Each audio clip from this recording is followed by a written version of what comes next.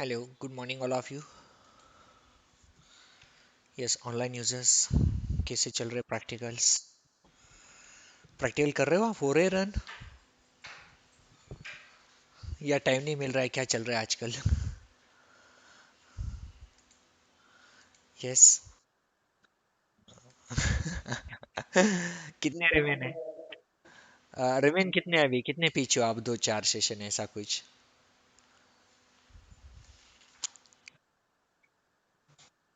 बाकी बाकी हो गए ना?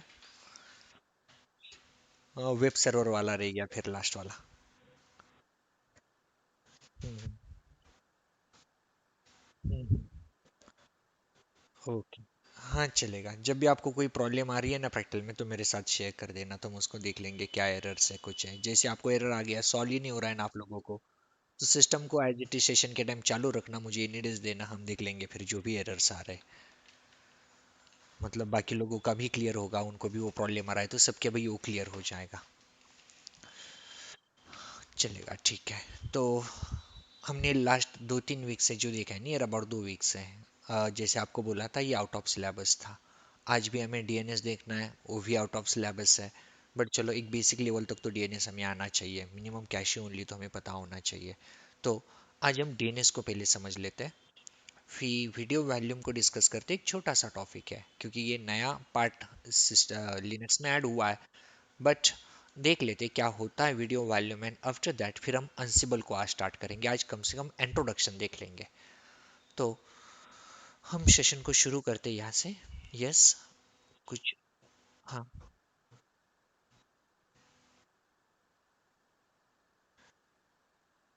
नहीं नहीं आएगा।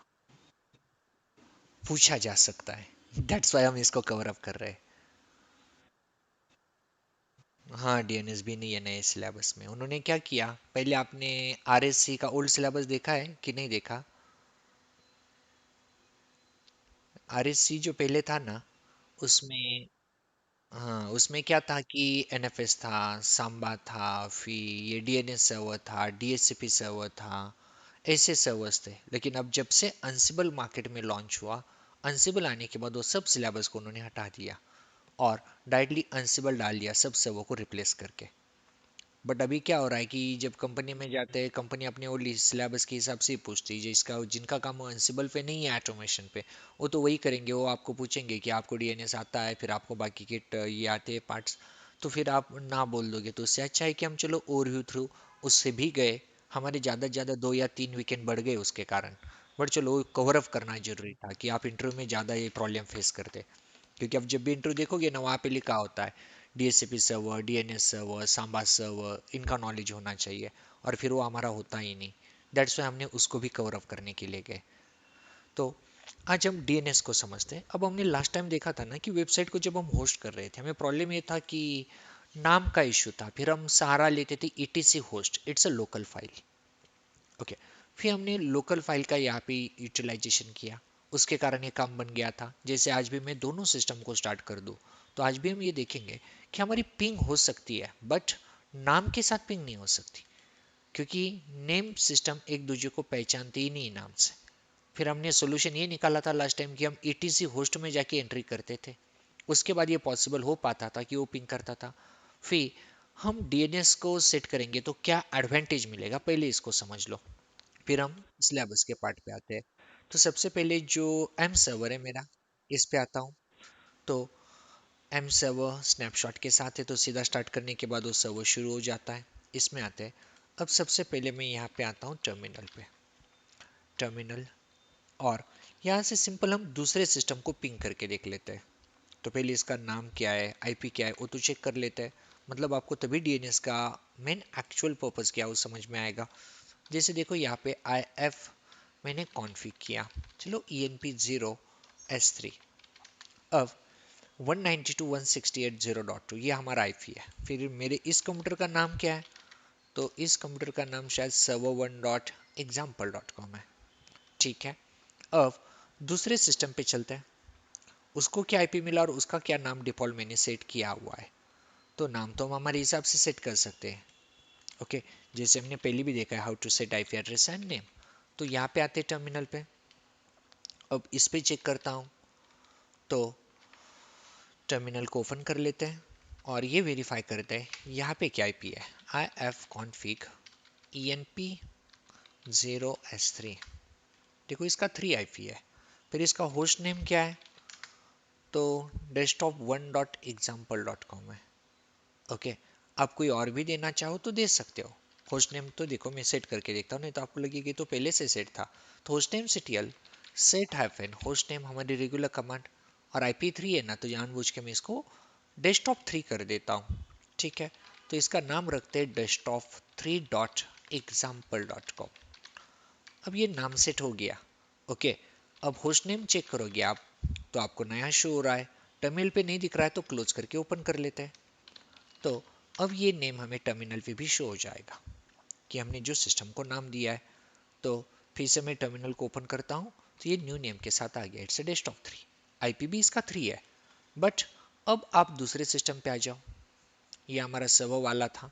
ठीक है, इसका भी चाहे तो होस्ट नेम में चेंज कर देता हूँ कुछ, IP2 है इसका। ओके, इसको मैं सेट कर देता हूँ host name ctl set hyphen host name, just server रखता हूँ server.example.com। ठीक है, अब होस्ट नेम चेक करोगे तो होस्ट नेम server.example.com है। अब एग्जिट करता हूँ और फिर से टर्मिनल को ओपन कर लेता हूँ।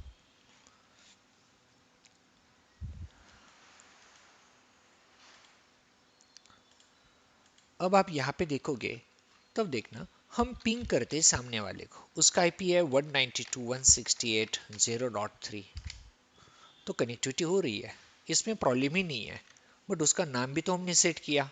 अब पिंग करते हैं हम 192.1 नो नेम के साथ। तो मैं पिंग करता हूँ, पिंग उसका नाम है desktop3, नहीं हो सकता पिंग। ओके, फिर फुल नेम लिखूँ तो desktop3.example.com, फिर भी फेलियर होगा क्योंकि हमारे कंप्यूटर आईपी से एक दूसरे को आइडेंटिफाई कर पाते, नाम के साथ कनेक्टिविटी नहीं कर पाते। ओके, कितना भी टाइम वेट करेंगे तो हमारा रिप्लाई नहीं आने वाला। अब हम यहाँ से बैक आते हैं। अब सिंपल एग्जांपल ये देख लो, मैं विंडोज़ में CMD को ओपन करता हूँ, विंडोज़ आर CMD, ये विंडोज़ है। अब यहाँ से मैं पिंग करता हूँ सीधा गूगल वालों को, ये तो नाम के साथ किया, एंटर कर दो। मुझे रिप्लाई किसने दिया, आईपी ने, ये गूगल का आईपी एड्रेस है। अब मैंने तो नाम के साथ पिंग किया, फिर इसने मुझे आईपी क्यों दिखाया, क्योंकि हमारा कंप्यूटर एक्चुअल आईपी पे ही काम करता है। google.com तो सिर्फ ह्यूमन अंडरस्टैंडिंग के लिए है। यदि किसी आईपी के पीछे नाम ना होता तो ह्यूमन के लिए बात बहुत ही क्रिटिकल बन जाती। क्योंकि अब देखो, हमें कोई भी पूछ ले कि आपको कितने साइट के नाम पता है, तो आराम से 10-20 हम बता देंगे। गूगल है, फेसबुक है, ट्विटर है, अमेजॉन है, फ्लिपकार्ट है, हॉटस्टार है। अब कोई पूछे कि मुझे सिर्फ 5 साइट के आईपी एड्रेस बता दो, क्या है, एक का भी नहीं बता पाएंगे, क्योंकि हमें क्या पता आईपी क्या है। और आईपी से हम कभी इसको याद भी नहीं रख पाएंगे। जैसे अमेजोन वाले एडवर्टाइजमेंट करते, चलो कि अभी ऑफर आ रही है 2 से 4 दिन तक, आप amazon.com पे आके सेल कर सकते हो या कुछ परचेस कर सकते हो। सो वो आईपी के साथ एडवर्टाइजमेंट करेंगे तो नहीं, लोग तो याद भी नहीं रख पाएंगे उस साइट को, क्योंकि आईपी याद रखना ह्यूमन ब्रेन के लिए बहुत ही मुश्किल है। और इस पे जो बेटर सोल्यूशन है इज द डीएनएस। अब हमारा यहाँ पे काम कर रहा है इंटरनेट पे, मतलब वहाँ पे डीएनएस है, बट हमारे सिस्टम पे तो नहीं है। डीएनएस करता क्या है, तो डीएनएस का मेन पर्पज यही है कि वो आपके IP to name and name to IP convert करके देता है। सो हम डीएनएस यहाँ पे जो यूज कर रहे हैं वो पैकेज बर्कली यूनिवर्सिटी के स्टूडेंट ने डेवलप किया था, जिसे बाइंड नाम से पहचाना जाता है, और it's a open source package. ये आपको each and every Linux distribution में मिल जाएगा।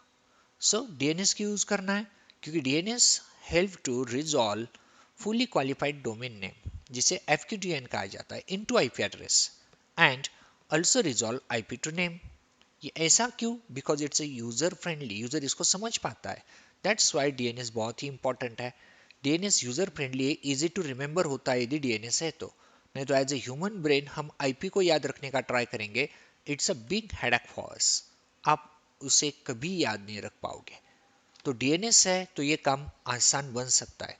हमारी पिंग क्यों नहीं हो रही है यहाँ पे सिस्टम टू सिस्टम? क्योंकि हमारे पास कोई डीएनएस सर्विस नहीं है। फिर ये कमांड प्रॉम्प्ट पे कैसा चला?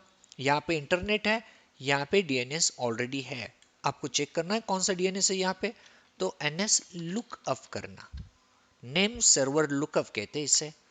ये देखो 192.168 1.1 ये मेरा डीएनएस सर्वर है, मतलब मेरा राउटर ही डीएनएस का काम कर रहा है, उस पर ये सर्विस है। जैसे हमारा राउटर में आईपी एड्रेस भी देता है, इसका मतलब राउटर पे डीएचसीपी सर्विस भी होती है, डीएचसीपी सर्वर होता है। सेम लाइक राउटर पे डीएनएस भी है और वही हमारे लिए यहाँ पे काम कर रहा है। तो गूगल का नाम हमने डाला लेकिन उसने आईपी फाइंड आउट कर लिया, ये डीएनएस की रिस्पॉन्सिबिलिटी थी। तो उसने आपको गूगल को ही ओपन करके दिया। ब्राउजर में जब डालोगे आप तो गूगल ओपन हो जाएगा। कंप्यूटर हमेशा आईपी को यूज करता है, वो कभी भी नाम को यूज नहीं करता है। हमें दिखता है नाम है, मैं यही भी आईपी वहां पे डाल दूं ना ब्राउजर में जाके, फिर भी मेरा गूगल ही होगा। या फिर मैं यहाँ पे इससे पूछ लूँ, इस एनएस लुकअप में facebook.com जो है उसका आईपी क्या है, तो इसने बता दिया 157.240.16.35 है। अब आपको बिलीव नहीं है इस पे, तो सीधा यहाँ पे आ जाओ और एक टर्मिनल को ओपन कर लो और जो आईपी फेसबुक था उसने मुझे दिखाया उसे डाल देते हैं। तो मुझे आईपी शो हुआ 157.240.16.35। सच में ये फेसबुक वालों का आईपी है, तो फेसबुक की साइट ही ओपन होनी चाहिए। ये आ गया फेसबुक। तो बस बहुत ही सिंपल तरीका है। सिर्फ एज ए ह्यूमन ब्रेन हम इसको याद नहीं रख पाते आईपी के लिए, इसलिए हम नाम का इस्तेमाल करते हैं। और हमारा काम जो आसान बनाता है वो डीएनएस सर्वर है, जो हमें IP to name, name to IP convert करके देगा। तो डीएनएस का मेन पर्पज ही क्या है कि ह्यूमन इजीली नंबर को याद नहीं रख पाता। दैट्स वाई हमारा फोन बुक भी देखो, हमेशा हम नाम के साथ नंबर को सेव करते हैं। हम तो नंबर भी सेव कर सकते थे ना सामने वाले के, लेकिन हम कभी याद ही नहीं रख पाएंगे किसका नंबर कौन सा है। इससे अच्छा है हम नाम दे देते, उसके बिहाइंड द नंबर को रखते। सेम आईपी का कंसेप्ट है। आईपी को भी याद नहीं रख पाते तो डीएनएस हमें एक नाम दे देता है, फिर हम नाम को याद रख पाते हैं। तो सेम लाइक उसके behind connectivity with IP address होती है। फिर डीएनएस में दो टाइप के डीएनएस होते हैं, फॉरवर्ड एंड रिवर्स। अब इस कंसेप्ट को जानने से पहले फिर से हम एक बार हमारे सिस्टम पे आते हैं। तो अब यहाँ पे हमारी कनेक्टिविटी तो नाम के साथ हो नहीं रही है। फिर हमने लास्ट टाइम जो सोल्यूशन निकाला था वो क्या था, देखो हम गए थे यहाँ पे etc होस्ट में, और फिर हमने यहाँ पे and of the last line पे लिखा था ओके कि 192.168.0.3 किसका आईपी है, तो ये आईपी है डेस्कटॉप 3.example.com का। इससे फायदा क्या होता है?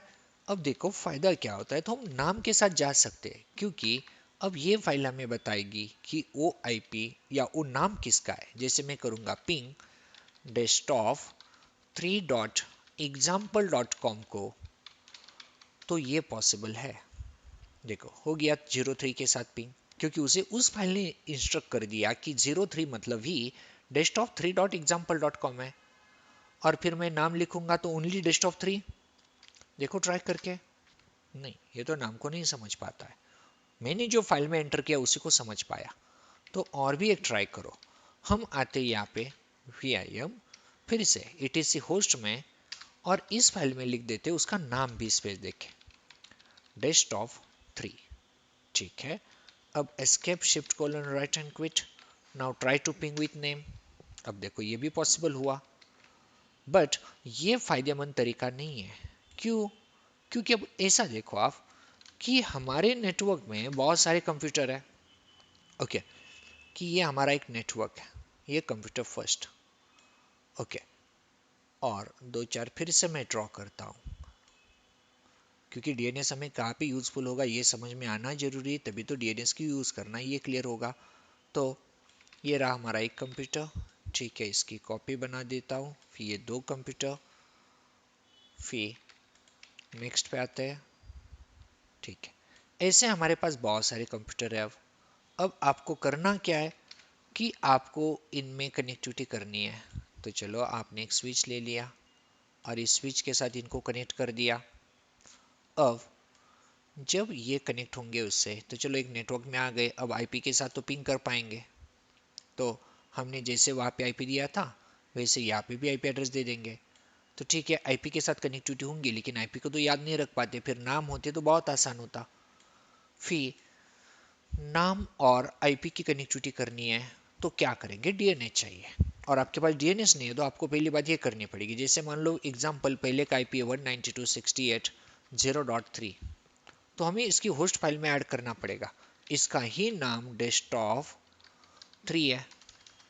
ओके, अब जगह कम है, फुली नहीं लिखता तो डेस्कटॉप 3 है, ये हम इसकी होस्ट फाइल में लिखेंगे। बट ये खुद का हो गया, इसको इसके साथ कनेक्टिविटी करनी है तो हमें बताना पड़ेगा 0.4 इसका है, ये डेस्कटॉप 4 है, फिर ये 5 है, ये 6 है, ये 7 है, 8 है। बट इस पीसी को दे दिया, ये कर पाएगा कनेक्टिविटी सबके साथ, इसका क्या। फिर इसकी भी होस्ट फाइल में जाओ, इसमें भी लिखो, और आपके पास 250 कंप्यूटर है तो 250 कंप्यूटर में जाओ और 250 कंप्यूटर की होस्ट फाइल में सबकी एंट्री करवाओ, तभी ये पॉसिबल है कि एक दूसरे को पिंग करेंगे। चलो ये भी कर लिया आपने। ओके, आपको लगता है चलो फर्स्ट टाइम तो नेटवर्क इस्टेब्लिश करना है, कर देंगे, ठीक है, ये भी कर डाला। बट कल जाके आपके नेटवर्क में तो 251 वाला कंप्यूटर आ गया। अब 251 वाले को सबकी एंट्री बतानी पड़ेगी, तभी वो सबको पिंग करेगा। मतलब होस्ट फाइल में 250 रिकॉर्ड्स ऐड करने पड़ेंगे। इस पे भी कर दी, ये कनेक्ट होगा, लेकिन इसको आप बोलोगे जाओ 251 के पास, अब इसको पता ही नहीं 251 कौन आया, तो इसकी होस्ट फाइल में फिर से जाके 251 स्पेस डेस्कटॉप 251 करना पड़ेगा। बट इस पे कर दिया, इसका क्या मतलब, एक सिस्टम आने के बाद 250 को अपडेट करना पड़ रहा है। सो ये होस्ट फाइल में एंट्री करना टेम्पररी सॉल्यूशन, इसलिए मैंने कहा था कि 1 2 4 सिस्टम है ना, it's okay, but number of system है तो ये काम बड़ा ही मुश्किल बन जाता है। फिर इसको सॉल्व करेंगे कैसे, तो यस डीएनएस सर्वर के साथ, डीएनएस ही इसका बेस्ट सोल्यूशन है। तो हमारा जो सर्वर है इसको हम डीएनएस सर्वर बना डालेंगे। ये डीएनएस सर्वर मतलब क्या होगा, तो देखो ये सर्वर वो होगा जो दूसरों को उनके name to IP, IP to name convert करके देगा, और ये हमारे नेटवर्क से कनेक्टेड होता है। जैसे कि अभी हमारी केस में हमने इसका नाम रखा है सर्वर, तो जस्ट ओनली सर्वर दिया है मैंने। सर्वर इसका आईपी है 192.168.0.2 है। अब हम इसको डीएनएस सर्वर बनाएंगे। इससे फायदा क्या होगा, देखो जो भी 250 की लिस्ट होगी ना वो इसके पास होगी। मतलब डेस्कटॉप 1 का आईपी क्या है, डेस्कटॉप 2 का क्या है, 3 का क्या है, सिर्फ हम इस पे ही ऐड करके रखेंगे। डेस्कटॉप 2 फिर डेस्कटॉप 3, इन सब के नेम और आईपी ये दोनों भी इसके पास होंगे। ओके, फिर क्या होगा, इन पे किसी पे भी होस्ट फाइल पे एंट्री नहीं की जाएगी। ये जो हम एंट्री कर रहे थे होस्ट फाइल में नहीं करेंगे। फिर जब इसको पिंग करना है डेस्कटॉप 4 के साथ, तो इसका जब हम आईपी लिखते थे ना, आपको याद है हर पीसी को आईपी देते वक्त हम आईपी एड्रेस देते थे, आईपी वी4 एड्रेस, फिर जीडब्ल्यू मतलब गेटवे देते थे, और गेटवे के बाद हम डीएनएस भी देते थे। तो जब हम क्लाइंट के डीएनएस को सेट करेंगे तो हर किसी का डीएनएस एड्रेस होगा 192.168.0.2। क्यों, क्योंकि जब भी इनको किसी के साथ पिंग करना है और पिंग के लिए उनको नाम समझ में नहीं आ रहा है, तो डीएनएस से इंस्ट्रक्ट करता है कि डीएनएस हमने इसलिए सेट किया कि ये कंप्यूटर जाएगा अपनी रिक्वेस्ट लेके इसके पास कि मुझे डेस्कटॉप 4 को पिंग करना है, और हमने तो लिस्ट दे के रखी है। ये सपोर्ट करेगा पोर्ट नंबर 53 के साथ, because it's a by default port number of DNS, तो 53 पोर्ट पे चलता है। फिर जब इसकी रिक्वेस्ट आएगी इसको रिजॉल्व करके वो बता देगा डेस्कटॉप 4 मतलब तुम्हें किसके पास जाना है। तो जब मैं गूगल लिखता हूं तो मुझे राउटर भी कुछ इस तरीके से सपोर्ट करता है, तो तब मुझे पता चलता है गूगल वालों का आईपी क्या है। नहीं तो हमें तो क्या करना पड़ता, सोचो ना, गूगल का आईपी, फेसबुक का आईपी उतने हमारे कंप्यूटर में डालने पड़ते, तभी तो हम पिंग कर पाते उनको, या फिर नाम के साथ कनेक्टिविटी कर पाते। ऐसा तो हम कुछ करते नहीं है। तो ये सब सेंट्रलाइज डीएनएस सर्वर में किया जाता है। ओके, हमें ऐसा ही सिस्टम सेटअप करना है। आज के बाद जो भी कंप्यूटर आएगा उसके होस्ट फाइल में कुछ भी टच नहीं करेंगे, बिना होस्ट फाइल को अपडेट किए इनकी पिंग जानी चाहिए। IP to name, name to IP जो रिजॉल्व करेगा वो हमारा ये सर्वर होगा। अब क्या होगा, कल जाके 251 वाला कंप्यूटर आ गया ना 250 में ऐड करने की जरूरत है, कुछ भी नहीं, सिर्फ अकेले में आके ऐड कर दो, आपका काम फिनिश, क्योंकि सब इससे ही ले रहे। तो बस एक एंट्री ऐड करने से सबका इश्यू सॉल्व। सो इसलिए हमें इसको डीएनएस बना के देखना है। डीएनएस बनाने के लिए यहाँ पे जो पैकेज की जरूरत है वो है बाइंड। बर्कली यूनिवर्सिटी के स्टूडेंट ने इसे डेवलप किया था, तो इसको बाइंड नाम दे दिया। एक ओपन सोर्स कम्युनिटी का पैकेज है, फ्री में मिल जाएगा। हम बाइंड के थ्रू इसको सेटअप करेंगे। और आईपी टू नेम करना है या नेम टू आईपी करना है, तो यहाँ पे डीएनएस में फॉरवर्ड एंड रिवर्स इन दो जोन्स को मैनेज करना पड़ता है। एक जोन जो होता है वो आईपी टू नेम करता है, दूसरा नेम टू आईपी रिवर्स करता है। तो रिवर्स, तो फॉरवर्ड एंड रिवर्स जोन को हम सेट करते हैं। ठीक है, ऐसा कुछ सेटअप हमें करना है। तो पोर्ट नंबर 53 यूज करेगा, डीएनएस सर्विस यूज करता है, बाइंड नाम का पैकेज है, इसका काम IP to name, name to IP convert करना है। और हमारे लाइन में आज के बाद सबका, इसका खुद का भी और जितने भी कंप्यूटर होंगे उन सब का डीएनएस एड्रेस यही होना चाहिए। ओके, पहले हमारे पास था ही नहीं, तो हम क्या करते थे, हमेशा 0.1 डालते थे। ऐसा क्यों डालते थे, क्योंकि बाय डिफॉल्ट वो सर्विस हमारे राउटर के पास होती थी। ओके, बट अब हमारे पास खुद का डीएनएस सर्वर है, तो राउटर का डालने की जरूरत नहीं है, हम खुद का भी डीएनएस सर्वर सेटअप कर सकते हैं। और इससे क्या होगा, तो बस हमारा नेटवर्क इन कंप्यूटर के साथ, नाम के साथ कनेक्टिविटी कर पाएगा। अब देखो इसको प्रैक्टिकली सॉल्व करते हैं। तो सबसे पहले हम यहाँ पे आते हैं और लॉग इन कर लेते हैं। ये हमारा सिस्टम है, पिंग कर पाया था, लेकिन क्यों, होस्ट फाइल में एंट्री थी, डिलीट कर दो, खत्म। अब ये पिंग नहीं कर पाएगा उसके साथ, इसकी वो एबिलिटी खत्म हो गई, नहीं हो सकता। ना इसके साथ होगा, ना फुली नाम के साथ होगा, क्योंकि हमने लोकल होस्ट से ये रिकॉर्ड ही निकाल दिए है। फिर हम चाहते डीएनएस जब ये बनेगा तब ये पिंग करना पॉसिबल होगा, और वही हमें सॉल्व करना है। लेकिन ये सॉल्व करने के लिए और एक बात आपको याद रखनी होगी, जब हमने इनको इनिशियली आईपी दिए थे, तो हमने डीएनएस सर्वर 192.168.0.3 इसका आईपी है, मतलब डीएनएस सर्वर हमने श्योर 1.1 दिया, 0.1 दिया होगा, क्योंकि हम पहले इसे ही देते थे। आज हमें इनके आईपी को भी अपडेट करना पड़ेगा, और अपडेट करने के लिए कोई बड़ी कंसेप्ट नहीं है, सिर्फ क्या करना है, देखो दोनों सिस्टम पे अपडेट कर देते हैं। तो nmcli कनेक्शन शो, कौन से कनेक्शन है, देखो सर्वर चल रहा है, तो कमांड लिखेंगे nmcli कनेक्शन मॉडिफाई, सर्वर नाम का कनेक्शन, और मॉडिफाई करके मैं सेट क्या करूंगा, तो सेट करूंगा IPv4.dns, मॉडिफाई कर रहा हूं और डीएनएस को अपडेट कर रहा हूं। आज के बाद हमें डीएनएस चाहिए 192.168.0.2, एंटर, बस कर दिया मॉडिफाई। अब तक ये डीएनएस सर्वर बना नहीं है, क्योंकि अभी भी नाम के साथ पिंग नहीं होगी, लेकिन जब हम यहाँ पे बाइंड का कॉन्फ़िगरेशन सब कुछ कर लेंगे, फिर ये नाम के साथ शो कर पाएगा। अब मॉडिफाई किया है तो कनेक्शन के बार डाउन ऑफ कर लेते हैं। तो nmcli कनेक्शन डाउन, और सर्वर को डाउन करता हूँ, nmcli कनेक्शन ऑफ, सर्वर वाला फिर से ऑफ। तो देखो जो डीएनएस मॉडिफाई किया वो एक्टिवेट हो गया। फिर इसके बाद जो दूसरा सिस्टम है उस पर भी डीएनएस यही सेट करना है, क्योंकि एक ही डीएनएस सबका होगा। तो यहाँ पे भी आ जाओ, फिर nmcli कनेक्शन शो, शायद अभी इस पे ही किया, गलती से उस पे ही आ गया मैं, मिनिमाइज, ये दूसरा वाला, हाँ ये तो स्लिप पे जा चुका है। लॉगिन, सबसे पहले पासवर्ड, और nmcli कनेक्शन शो, तो ये डेस्कटॉप वाला चल रहा है, इसको मॉडिफाई करके डीएनएस को अपडेट कर देंगे। तो nmcli, और आपको देखना है ना कौन सा सेट है, पहले तो देखो ऐसे देख सकते हैं कि ओल्ड कौन सा है, nmcli कनेक्शन शो, और डेस्कटॉप को शो करो, देखो ये सब डिटेल में आएगा। तो इसमें आपको डीएनएस दिखेगा, आ जाओ और नीचे देखो, ये डीएनएस हम पुराना ऐसा देते थे 0.1, वही मॉडिफाई करना है हमें। तो इसे क्लियर करता हूँ, nmcli कनेक्शन मॉडिफाई, और डेस्कटॉप वाला कनेक्शन IPv4.dns सेट करेंगे, और वो भी सेट करेंगे 192.168.0.2, क्योंकि ये 2 वाला हमारा डीएनएस से वो होने वाला है। फिर nmcli कनेक्शन डाउन, डाउन नहीं, हाँ पहले डाउन, डेस्कटॉप वाला।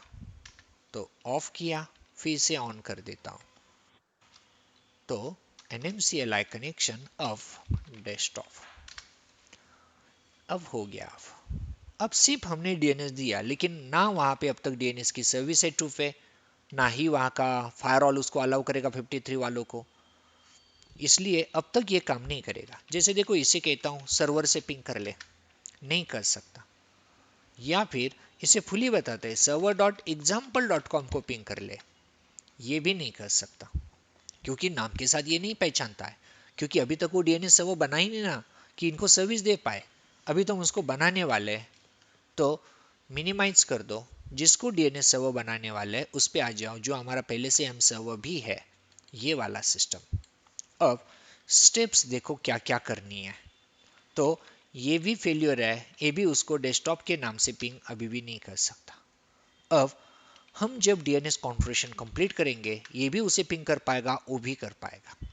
कैसे करना है देखो, सबसे पहले यम इंस्टॉल, और जो इंस्टॉल करेंगे वो होगा बाइंड *-y कर देते हैं इंस्टॉल। तो इंस्टॉलेशन प्रोसेस शुरू हो गई, तो ये बाइंड का पैकेज हमारे पास इंस्टॉल हो जाएगा।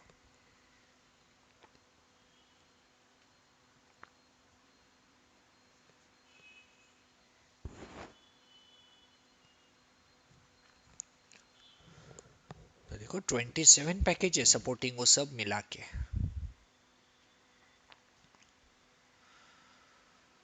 तो होने देते इसे कंप्लीट एक बार।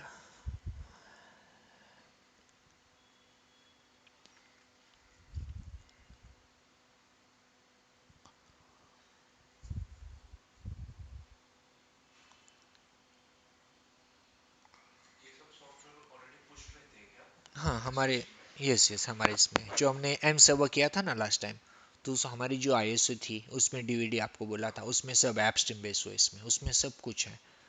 और आगे जाके जब अनसेबल को देखेंगे ना, तो रियलिटी में अनसेबल हमारी इस आईएसओ फाइल में है ही नहीं। वो भी बताता हूँ, अभी अनसेबल शुरू होगा ना। हाँ कैसे करना है मैं आपको बताऊंगा। अभी अनसेबल जो करेंगे ना शुरू, अनसेबल बाहर से ही डालना पड़ेगा, क्योंकि अनसेबल हमारी इस डीवीडी में है ही नहीं। इसलिए अनसेबल का सेटअप हमें टोटल आउटसाइड से ही करना है, या फिर कभी क्रोम डालने की जरूरत पड़े, डालते कभी नहीं है लेकिन डालना है, तो मैं आपको बताऊंगा कैसे करना है। फिर इसको क्लीन करते, देखो ये हो गया इंस्टॉल। फिर सर्विस को स्टार्ट करना है, तो कमांड होगी systemctl स्टार्ट। ओके, सर्विस इसकी नेम डी होती है। हो गया स्टार्ट। systemctl एनेबल कर दो, मतलब परमानेंट ऑन हो जाएगा। systemctl enable name D. Okay, ये परमानेंट ऑन तक कर दिया। फायर ऑल को सेट कर दो, fire all -cmd %permanent $add -service DNS। ये भी ऐड कर दी, मतलब जब कोई क्लाइंट हमारे पास आएगा तो ये ब्लॉक नहीं करेगा। फिर इसको रिलोड करवा देते हैं, फायरऑल -cmd $reload। चलो, अब पैकेज इंस्टॉल हुआ, स्टार्ट हुआ, परमानेंट ऑन हुआ, सर्विस फायरऑल में ऐड हो गई। अब बात रही इसको कैसे समझाएंगे IP to name, name to IP.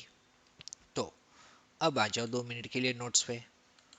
तो name to IP, IP to convert करने के लिए हमारे पास फॉरवर्ड और रिवर्स जोन है। फॉरवर्ड का काम है होस्ट नेम टू आईपी, मतलब कोई नाम पूछता है तो उसको आईपी दे देना, और कोई आईपी पूछेगा तो उसको नाम दे देना, ये रिवर्स का काम है। ये दोनों दो चेंज सेट करने हैं। रही बात आईपी की, तो आईपी हम सेट कर चुके हैं, और जो भी सर्वर का आईपी होगा, अभी यहाँ पे तो 1.2 है, हमने 0.2 दिया है, तो वही एज ए डीएनएस आपको सेट करना है, वो भी कर दिया है। एक होस्ट नेम भी हमने इसे दे दिया है, ठीक है। फिर पैकेज इंस्टॉल करना है बाइंड का, ये भी हो गया। फिर सर्विस को स्टार्ट एनेबल रिस्टार्ट करवा लेना है, ये भी कर डाला। फायरवॉल में सर्विस ऐड करनी है, ये भी कर दी। अब नेक्स्ट, अब रही इसकी कॉन्फ़िगरेशन फाइल। अब आपको इसकी कॉन्फ़िगरेशन फाइल के रिकॉर्ड को अपडेट करना है। अब कॉन्फ़िगरेशन फाइल में एक reverse zone, forward zone and reverse zone, इन दोनों जोन फाइल को सेट करना है। ये फाइल सेंसिटिव है, सिंटैक्स एज इट इज आपको रखना है, इसमें गलतियां ना हो। तो देखो, ये जो इसकी फाइल है, इसके लिए हमें जाना है VIM etc etc में मिलेगा नेम डॉट कॉन्फ, ये वाली इसकी कॉन्फ़िगरेशन फाइल है। अब इसमें आओगे तो सबसे पहले जो हमारा डीएनएस सर्वर बनने जा रहा है वो पोर्ट नंबर 53 पे काम करेगा, उसका आईपी यहाँ पे बताओ। इंसर्ट मोड में आते 192.168.0.2, ये खुद का आईपी है क्योंकि आज के बाद ये हमारा डीएनएस सर्वर बनने वाला है।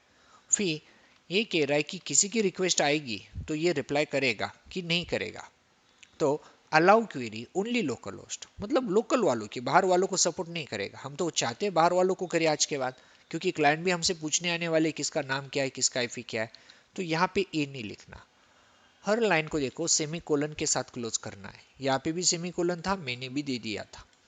फिर यहाँ पे ए ने लिखा ताकि ये बाकी वालों को भी एक्सेस करे या सर्विस को रिप्लाई करे। फिर सबसे एंड पे आ जाओ, यहाँ पे आपको लिखनी है फॉरवर्ड और रिवर्स जोन की फाइल। अब ये फाइल लिखने के लिए हमें क्या क्या रिकॉर्ड ऐड करने हैं, तो देखो यहाँ पे आपको जोन लिखना है जो भी होगा, फिर उसकी फाइल की टाइप, अलाउ करना है नहीं करना है, इसके कुछ रिकॉर्ड्स। तो देखो यहाँ पे हम ऐड करेंगे पहले तो जोन, और यहाँ पे हमारा डोमेन का नाम क्या था, तो हमने example.com लिखा। ओके, तो पहले नाम दिया क्योंकि ये नेम टू आईपी कन्वर्ट करता है। फिर info internet open curly bracket, फिर हमें देनी इसकी फाइल कौन सी होगी। तो फाइल कौन सी होगी ये हमारी चॉइस है, कोई भी फाइल हम रख सकते हैं। तो फॉरवर्ड की है तो हम खुद नाम देते हैं इसे फॉरवर्ड, ओके, डॉट एग्जाम्पल.com। फॉरवर्ड भी लिखा सिर्फ तो भी चलेगा। डबल कोट, डबल कोट में लिखा, ऊपर भी देखो हर सिंटैक्स को इसने सेमीकोलन के साथ क्लोज किया है, तो इसको भी सेमीकोलन के साथ क्लोज करना है। अब ये फॉरवर्ड जोन की कौन सी फाइल है, सो टाइप, तो ये मास्टर फाइल है, मास्टर, ओके। तो ये मास्टर है, टाइप नहीं, मैंने कुछ गलती कर दी है वहाँ पे, फाइल है टाइप मास्टर, हाँ सही है, कोलन दिया ना, कोलन नहीं है, ये अनसिबल की प्रैक्टिस का नतीजा है। मास्टर, तो फॉरवर्ड फाइल है, ये मास्टर है।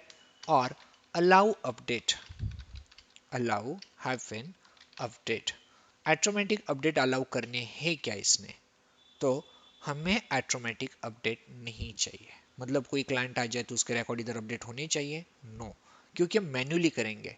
अलाउ अपडेट एस करते हैं तो यहाँ पे हमारी सिक्योरिटी कॉम्प्रोमाइज होने के चांसेस बढ़ जाते हैं यदि आपने डीएनएस स्पूफिंग वो अटैक सुने हैं तो। दैट्स वाई हम यहाँ पे इसको अपडेट नन कर देंगे ताकि ये अपडेट ना ले।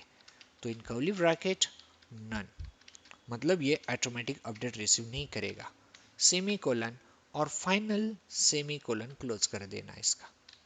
तो जो शुरू किया था वो यहाँ पे खत्म कर दिया। फिर इसका मतलब हुआ कि जो नेम टू आईपी कन्वर्ट करेगी उस फाइल का नाम ये होगा। ये फाइल हमारे पास नहीं है, हम बनाने वाले हैं, ये उसकी मेन फाइल है, मतलब मास्टर फाइल है, और ऑटोमेटिक अपडेट को ये रिसीव नहीं करेगी। फिर रिवर्स जोन को बनाना है, फिर से जोन, और अब आपको इसका आईपी देना है, बट आईपी जो दोगे ना वो रिवर्स डालना है। रिवर्स मतलब आप ऐसे लिखोगे 0.168.192, अब रिवर्स पढ़ोगे तो 192 168 0 सेम है, यही तो हमने यहाँ पे भी लिखा हुआ है। तो सेम आपको रिवर्स आईपी लिखना है, then dot in hyphen ADDR, dot in hyphen ADDR dot arpa. Arpa ये दुनिया का पहला नेटवर्क था जिसे अर्पा नेट के नाम से जाना जाता था, ओके। अर्पा मतलब ये एडवांस रिसर्च प्रोजेक्ट एजेंसी थी जो यूएसए की थी, उन्होंने इसको इंटरनेट को फाइंड आउट किया था। तो हम उस अर्पा नेट का जो प्रोजेक्ट था उसी को आज इंटरनेट के नाम से पहचानते हैं। फिर इसकी फाइल कौन सी होगी, तो इसकी फाइल होगी reverse dot example dot com, इस नाम से हम बनाएंगे इसे। ए भी क्लोज किया, फिर ये कौन सी टाइप की फाइल है, ए भी इसकी मास्टर फाइल है, तो मास्टर सेमीकोलन एंड फिर अलाउ अपडेट, तो अलाउ अपडेट अगेन नन।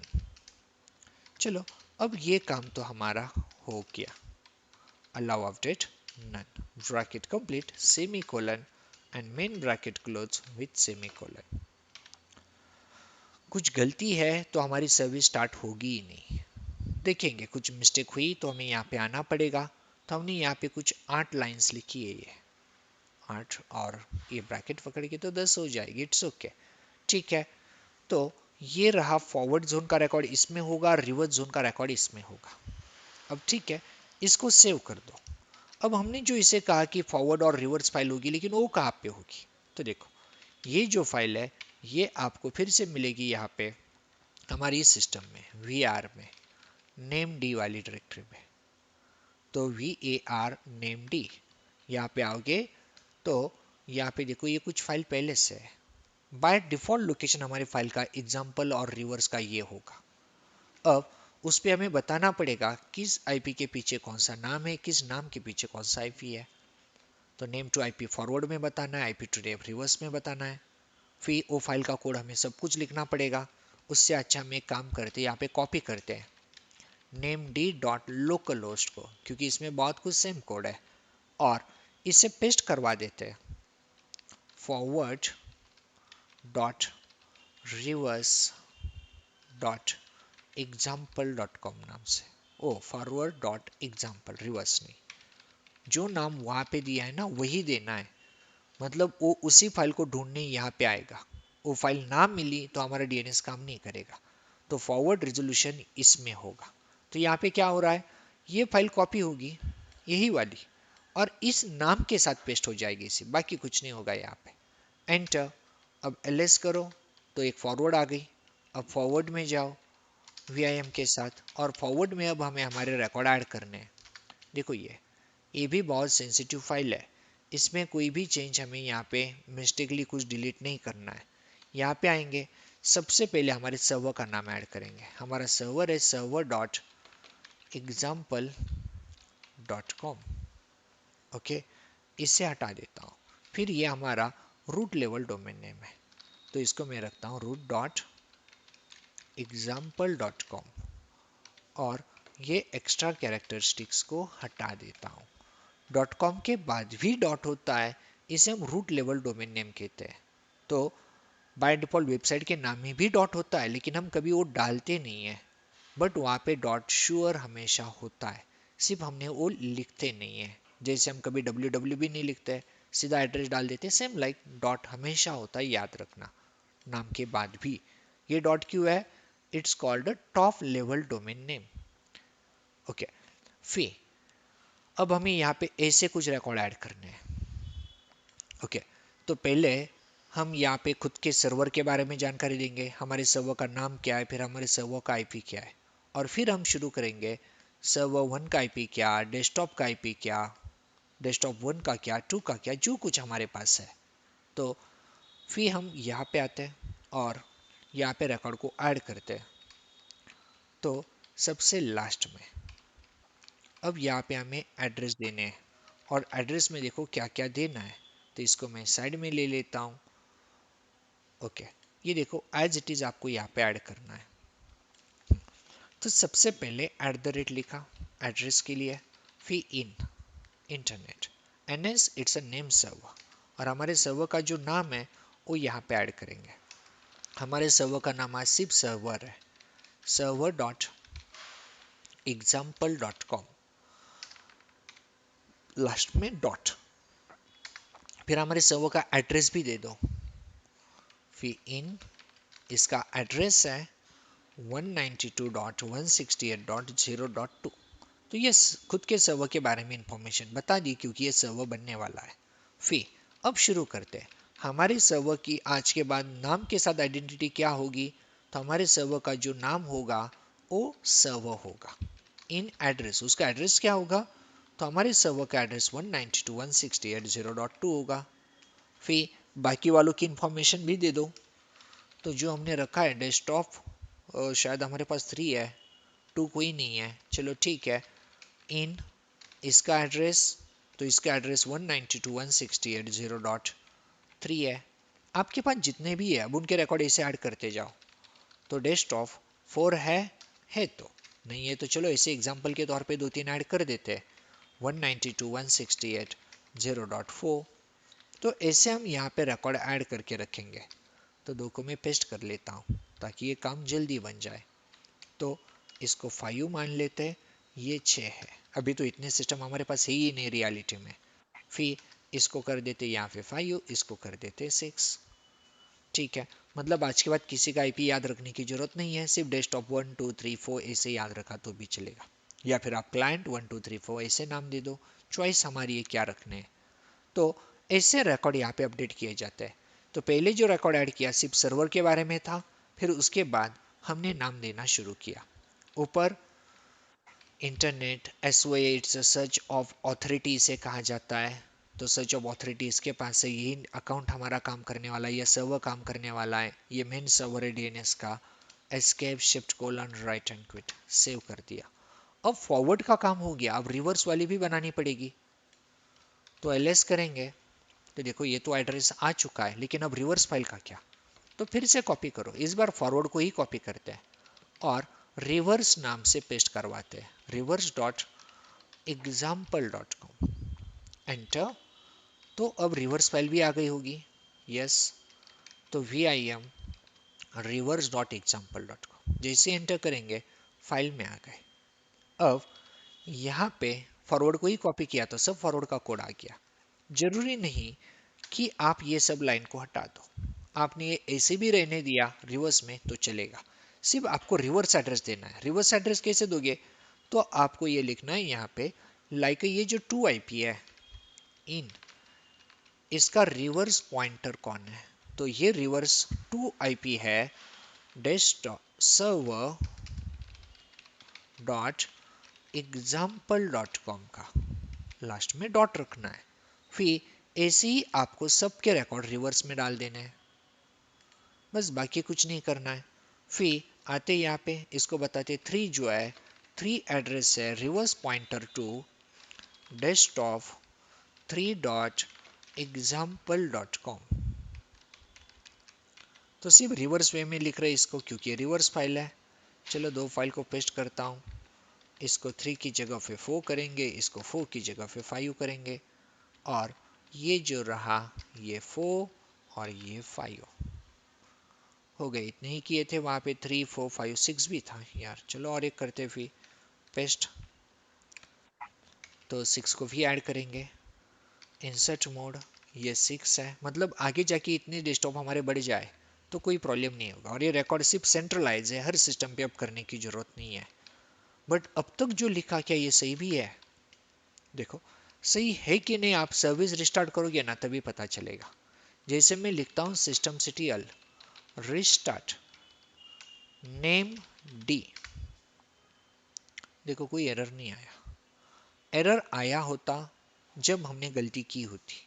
गलतियां कैसी, जैसे देखो आप इस नेम डी फाइल में आ जाओ, ऐसे समझो कि हमने फॉरवर्ड रिवर्स अभी तो बना लिया, लेकिन जब मैंने इनको बनाया था सोचो कहीं पे गलती हो जाती कि मैंने यहाँ पे लिखा है कि रिवर्स डॉट कॉम, बट ऐसी फाइल उधर है ही नहीं क्योंकि एस देखो मैंने हटा दिया यहाँ से। अब क्या होगा, जब आप इस सर्विस को रिस्टार्ट करोगे ना ये सर्विस फेलियर होगी। मतलब समझ लेना कहीं पे भी स्पेलिंग मिस्टेक कहीं हुई है आपकी फाइल के टाइप में, कोई सेमीकोलन डालना रह गया तो ये एरर जरूर आएगा। और फिर एरर आएगा तो कैसे आइडेंटिफाई कर पाओगे कि मैंने क्या मिस्टेक किया है, तो पहले आप फाइल को वेरीफाई करना, या फिर एक कमांड है यहाँ पे आप कॉन्फ़िगरेशन को चेक कर सकते हो, नेम डी चेक कॉन्फ। ओके, तो name D hyphen check कॉन्फ option Z all code को चेक करेगा। कौन सी फाइल की, नेम डी डॉट एटीसी में है, वो एटीसी में है नेम डी डॉट कॉन्फ। देखो जिस लाइन की एंडिंग जीरो के साथ हुई है उसमें कोई एरर नहीं है, सीरियल जीरो दोनों सही है, ये भी सही है, ये भी सही है, ये भी सही है। ऊपर वाली भी देखो कमांड यहाँ से चली थी, ये जीरो है ये जीरो नहीं है, मतलब गलती यहाँ पे है। सीधा बोल रहा है आपका जो रिवर जोन है उसमें से जो मास्टर फाइल है उसको लोडिंग करने में फेलियर हो रहा है। और क्यों हो रहा है, because the file not found, ऐसी कोई फाइल फाइंड आउट ही नहीं हुई, उसके कारण इस जोन में एरर है। एरर ना होता तो इनका भी आउटपुट सीरियल 0 0 0 होता, तो आपको सेट करना है। ओके, इसके अलावा ये जो दोनों फाइल है ना, इसमें भी एक प्रॉब्लम और सॉल्व करना है। परमिशन देखो, डबल एल करता हूँ शॉर्टकट फॉर शो परमिशंस। ये इन दोनों फाइल को आप चेक करोगे तो ग्रुप ओनरशिप रूट के पास है, इसकी और इसकी। बाकी सब कंटेंट की देखो नेम डी ग्रुप के पास है। ये सिस्टम ग्रुप है, हमारा नहीं है। जैसे हमने बाइंड को डाला था, ये ग्रुप बन गया हमारे पास, और सबकी ग्रुप ओनरशिप उसके पास है। उसके कारण चेंज क्या होगा देखो, परमिशन देखोगे ऑर्डर को तो कुछ नहीं है, ग्रुप की देखोगे ग्रुप को रीड है, सब ग्रुप को रीड है। तो हमारा जो फाइल है इसकी रीड परमिशन रूट ग्रुप को है। नेम डी सर्विस हमारी इस फाइल को रीड कर ही नहीं सकती। भले ही सिंटामेटिकली यहाँ पे सिस्टम में एरर ना हो, लेकिन आपका name to IP, IP to name convert तब तक नहीं हो सकता जब तक आप इसकी ग्रुप ओनरशिप नेम डी को नहीं देते। तो चलो ये भी सॉल्व कर दो पहले। chgrp name D for forward and again chgrp name D group name D for reverse. हो गया सॉल्व। अब चेक करोगे परमिशन तो प्रॉब्लम सॉल्व है, सबके सब नेम टू डी है। ओनरशिप से कोई भी इतना फर्क नहीं पड़ता है, देना चाहो तो दे सकते हो बट इट्स नॉट मैंडेटरी फी। अब ए भी सॉल्व हो गया। वो फाइल में गलती की थी उसको भी सेट करते हैं। etc नेम डी डॉट कॉन्फ में गलत किया था, तो आते ही यहाँ पे एस को ऐड कर देते हैं, फाइल को सेव करते हैं, shift colon write and quit. अब यदि सब कुछ सही है तो सर्विस स्टार्ट होनी ही चाहिए। और ये एरर वाला कोड भी तो देखो ना, एक बार ट्राई करके देखते हैं ना क्या दिखाता है। चेक कॉन्फ़िग वाला देखो, सबके सब जीरो है, 0 0 0 0 0 0 बस समझ जाना आपका कोड सक्सेसफुल है, कोई भी मिस्टेक नहीं है। फिर अब पिंग होगी क्या, 100% होनी ही चाहिए, मिस्टेक तो नहीं है। पिंग इसे कहते हैं तुम डेस्कटॉप 3 को पिंग करो, नहीं है, कुछ तो अभी भी गलती है। फिर डेस्कटॉप 4 को भी नहीं कर पा रहा है। फिर एक बार हमारा आईपी तो देख लो सही है क्या। सर्विस को रिस्टार्ट करता हूँ मैं एक बार, क्योंकि हाँ वो रिस्टार्ट की कि नहीं, हमने नहीं की ना। System CTL restart name D वो गलती के बाद नहीं की थी, और फिर भी नहीं होता है तो चेक करेंगे, मिल जाएगा। देखो मिल गया। तो डेस्कटॉप 4 अभी तो इन्वायरमेंट में ही नहीं, तो अनरीचेबल तो आएगा। 0.4 को पिंग किए, सक्सेसफुल है। फिर अब डेस्कटॉप 3 को पिंग करो, तो पिंग डेस्कटॉप 3, देखो ये 3 को पिंग कर पाया, तो ये समझ गया 3 मतलब कौन। अब आप फुली नाम डाल के देखो, पिंग डेस्कटॉप 3.example.com, देखो ये भी कर पा रहा है। अब क्लाइंट पे तो चलो, क्लाइंट पे तो कुछ भी नहीं किया ना, और लास्ट टाइम वहां से सर्वर को पिंग की थी, वो तो फेलियर हो गया था, वो तो स्लिप पे होगा, हमने उस पे जाके कुछ अब तक रिकॉर्ड भी चेंज नहीं किया। तो आ जाते उसमें, ये देखो स्लिप पे है, लॉग इन कर लेते, password is redhat, and now same command चला के देखो, होना ही चाहिए। देखो कर पाया सीधा पिंग, क्योंकि अब ये सर्वर से पूछने जाता होगा। और एक आपको चेक करना है तो ऐसे देखो, ये आपको बहुत कुछ क्लियर करेगा। जैसे मैं यहाँ पे भी चला दूँ कमांड ns लुक अप, जो हमने विंडोज पे चलाई थी, देखो ये तो किसी टर्मिनल में आ गया। अब इसे पूछते हैं सर्वर मतलब कौन,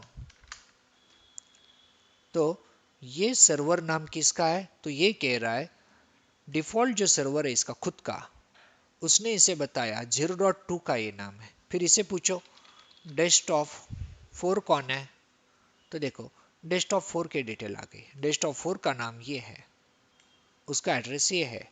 फिर डेस्कटॉप 5 कौन है, तो डेस्कटॉप 5 कौन है, 5 की भी डिटेल इसे पता है, कौन दे रहा है, तो हमारा सर्वर दे रहा है, इसके पास ऐसे कोई रिकॉर्ड नहीं है, वो फॉरवर्ड रिवर्स जोन इसको बता रहे हैं। फिर मैं इसे किसी का आईपी पूछ लूँ ना, 192.168, क्योंकि IP to name, name to IP दोनों करता है ना, तो 0.6 इसका आईपी है, ये बोल रहा है डेस्कटॉप 6 का ही है। मतलब जैसे विंडोज में हमारा वो काम कर रहा था, सेम लाइक इसने काम करना शुरू कर दिया। तो बस इसके पास ये एबिलिटी अब आ चुकी है कि IP to name, name to IP convert कर सकता है। अब हमारे नेटवर्क में कोई भी रिकॉर्ड ऐड हो जाए तो सिर्फ हमें हमारे डीएनएस सर्वर पे अपडेट करना है, बाकी किसी सिस्टम पे कुछ नहीं करना है।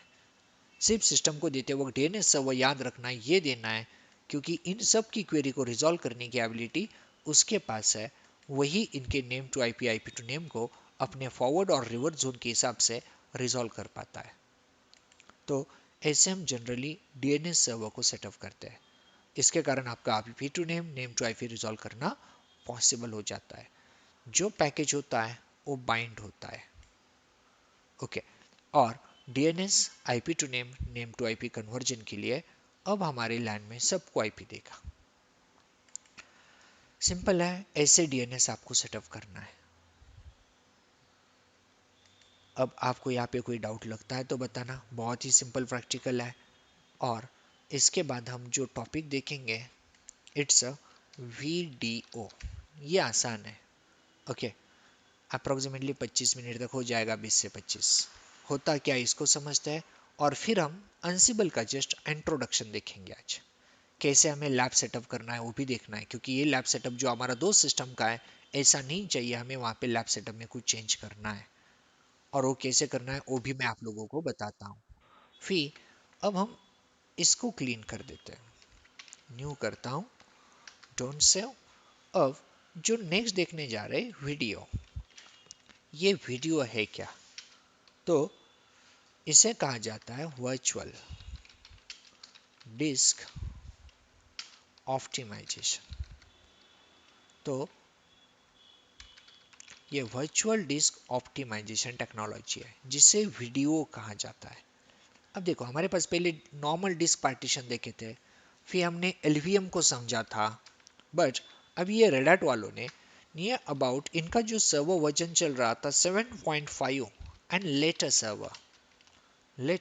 Servers launch video service. ये वीडियो सर्विस लॉन्च कर दी। ओके, बट यू नो कि मार्केट में कोई नई टेक्नोलॉजी आ जाए तो ईयरली कोई भी कॉर्पोरेट कंपनी इसको रिसीव नहीं करती है।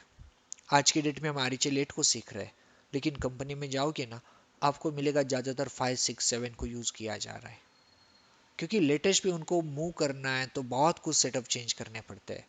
और वीडियो तो डिस्क स्टोरेज रिगार्डिंग टेक्नोलॉजी है।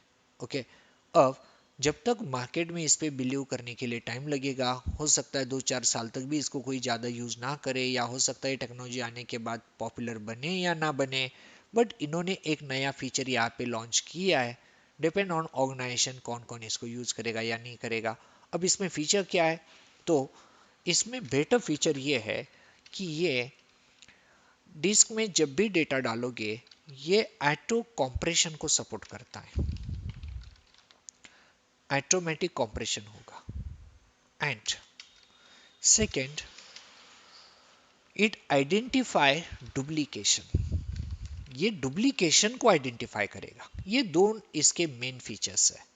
ओके, अब पहली बात कर ले कॉम्प्रेशन की। तो कॉम्प्रेशन कोई हाई लेवल का नहीं होगा, क्योंकि हाई लेवल का कर देंगे ना, आपको पता है हमने टार्को भी सीखा था, वहां पे हमने कॉम्प्रेशन करना देखा था। बट इशू क्या होता है कि आप जितना ज़्यादा कॉम्प्रेस करोगे, जैसे एक्जेड था वो सबसे ज़्यादा कॉम्प्रेस करता था लेकिन सबसे ज़्यादा टाइम भी लेता था। अब आपने 10 GB का डेटा या 5 GB का डेटा डिसाइड किया कि आप डिस्क में कॉपेस्ट करोगे, तो ये जो वीडियो डिस्क होगी ना, ये तो अपने आप उसे कॉम्प्रेस करना शुरू करेगी। अब 5 GB को आप सोचो, नॉर्मल डिस्क में डालने के लिए अप्रोक्सीमेटली आप कहोगे कि चलो 10 मिनट लगते हैं, 10 मिनट। अब ऐसा हो जाए कि ये डिस्क कॉम्प्रेशन को सपोर्ट करती है, इसके कारण ये तो 25 मिनट ले रही है। आज की डेट में आप देखोगे हर किसी का कहना है लैपटॉप स्लो चल रहा है, एसएसडी डाल लो, क्योंकि हार्ड डिस्क स्लो लगनी है लोगों को, और वो एसएसडी पे मूव हो रहे हैं ताकि सिस्टम फास्ट चलने लगे। अब कोई ऐसी टेक्नोलॉजी में आ जाए और कहे कि हमने नई डिस्क फाइंड आउट कर ली है, और जहाँ पे आपका काम डिस्क में 10 मिनट का होता था 25 मिनट लगते हैं, कौन इसे यूज करेगा? तो ये वैसे भी आउटडेटेड हो जाएगा। दैट्स वाई कॉम्प्रेशन कुछ हाई लेवल का नहीं मिलेगा। हो सकता है 100 में से 5-10% का यहाँ पे कुछ वेरिएशन आपके डेटाबेस में आ जाए, जिसके कारण क्या होगा, जो काम आपका 10 मिनट का होता था यहाँ पे भी 10 मिनट का होगा, बट ये ऑटोमेटिक कुछ लेवल तक कॉम्प्रेशन को सपोर्ट करेगी। तो एक लो लेवल का कॉम्प्रेशन सपोर्ट आपको मिलेगा। हायर करेंगे तो टाइम कंजम्पशन बढ़ेगा, टाइम कंजम्पशन बढ़ेगा तो टेक्नोलॉजी वैसे ही नहीं चलेगी।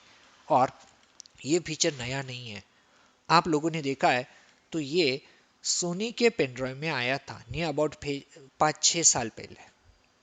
शायद किसी ने तब ये देखी थी टेक्नोलॉजी। तो सोनी का कहना था आप हमारा 16 GB का पेन ड्राइव लेके जाओ, उसमें 25 GB डेटा भी डाल दो, फिर भी पेन ड्राइव मना नहीं करेगा, 25 GB भी बैठ जाएगा।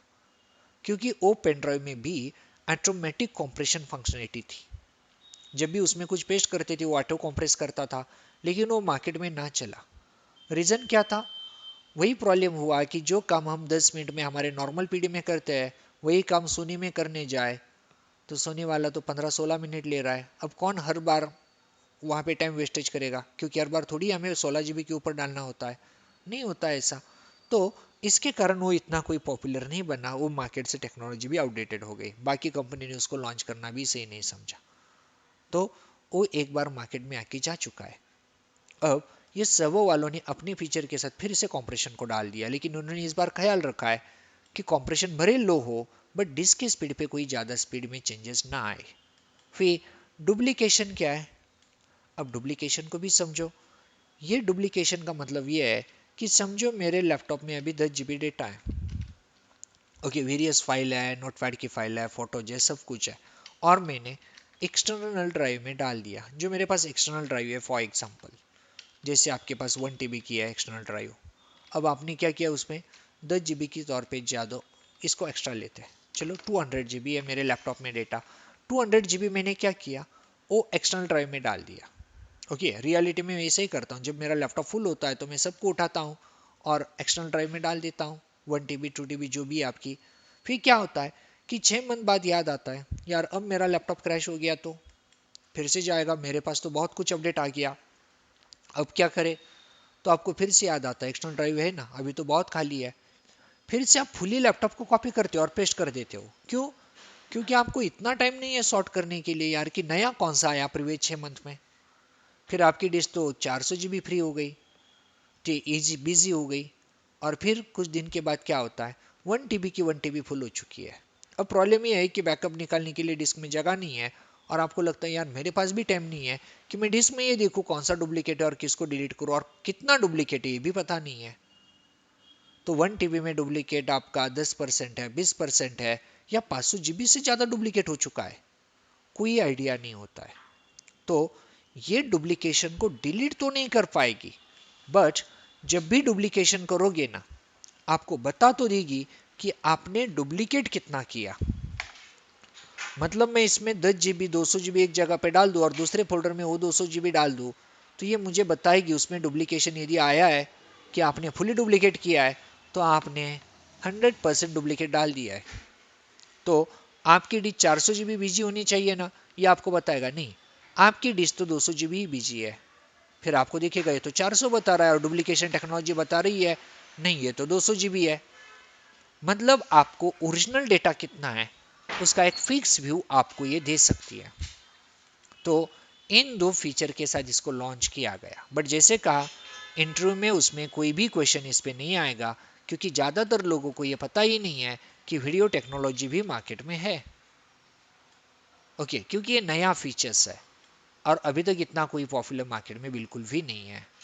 तो ये जस्ट वर्चुअल डिस्क ऑप्टिमाइजेशन, एक वर्चुअलाइजेशन ब्लॉक इससे क्रिएट होता है। अब चलो प्रैक्टिकली एक बार ये वीडियो को समझ लेते हैं।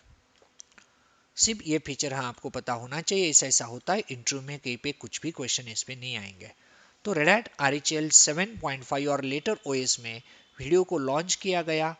Video stands for virtual data optimizer. इसको वर्चुअल डिस्क या वर्चुअल डेटा ऑप्टिमाइजर कहा जाता है। It's a block of virtualization technology that support for duplication and compression of data in block device level. ये डुप्लीकेट डेटा को understand कर पाता है एज वेल एज कॉम्प्रेशन को सपोर्ट करता है। आपको ये वीडियो डिस्क बनानी है तो आपको आपके सिस्टम में ये दो पैकेज डालने की जरूरत है। लेकिन आप 7.5 लेटर कोई भी OS यूज कर रहे हो तो मे बी आपकी ऑपरेटिंग सिस्टम में दिस पैकेज इंटीग्रेटेड हो सकते हैं। तो चलो पहले पैकेज का ट्राई कर लेते हैं। तो हमारे दोनों में से किसी भी सिस्टम पे चलते, एम पे चलते स्पेशली, क्योंकि एम सर्वर के पास खुद का सर्वर है, दूसरे के पास पैकेज नहीं होंगे तो हमें रेपो फाइल उधर लानी पड़ेगी। तो एम सर्वर पे आता हूँ और यहाँ पे सबसे पहले ट्राई करता हूँ मैं यम इंस्टॉल वीडियो एंड दूसरा चाहिए के मोड हाइफन के वीडियो।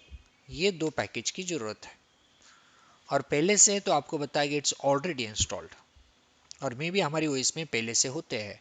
तो देखो वीडियो 6.2 एंड के मोड वीडियो, ये भी 6.2, दोनों भी हमारे पास ऑलरेडी इंस्टॉल्ड है, तो इंस्टॉल की तो जरूरत ही नहीं पड़ी। डिपेंडेंसी भी कोई रिमेन नहीं है, nothing to do, everything complete. So clean कर दो। अब आपको सर्विस को स्टार्ट करना है। सिस्टम सीटीएल स्टार्ट वीडियो हो गई स्टार्ट। फिर सिस्टम सीटीएल एनेबल वीडियो, ये भी एनेबल कर दिया, मतलब परमानेंट ऑन कर दिया। तो पैकेज इंस्टॉल तो पहले से था, स्टार्ट एनेबल किया, स्टेटस देखोगे तो आपको बताएगा एनेबल्ड है, रनिंग है। अब रही बात वीडियो का इस्तेमाल कैसे करेंगे, तो पहले यहाँ पे कर दे LSBL के। मेरे पास कोई डिस्क तो होनी चाहिए जिसको मैं वीडियो में कन्वर्ट कर सकूँ। हाँ 10 GB की डिस्क है, शायद हमने लास्ट टाइम ऐड किया था ये। तो इसको आज हम डिस्क में हम पहले देख चुके, ये डिस्क दिखाता है जब हार्ड डिस्क होती है, 10 GB की हार्ड डिस्क है मेरी।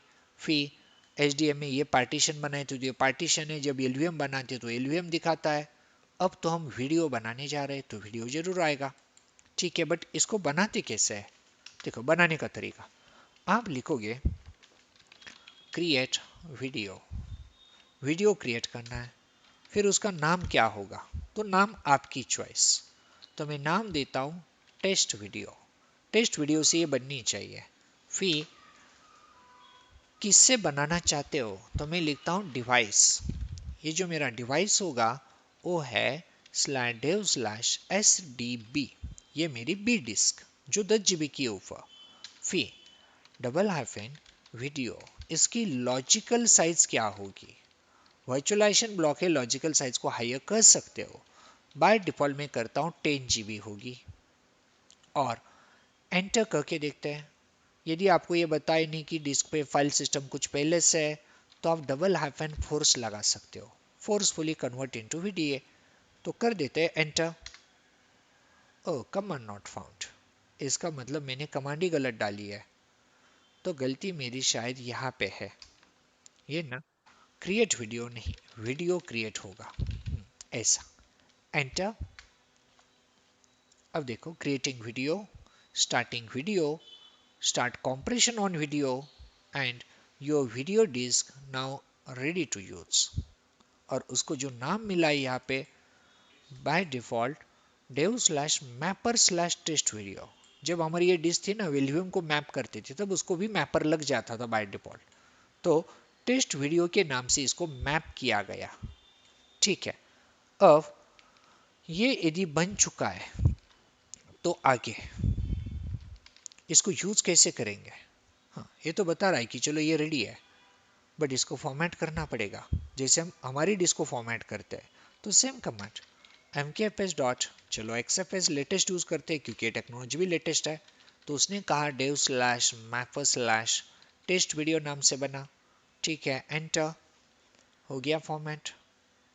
अब आपको इसको माउंट करना है तो आप माउंट कर सकते हो। अब यहाँ पे भी एक बात है, इसको कंप्लीट होने देते हैं, कुछ टाइम ले रहा है, ओके।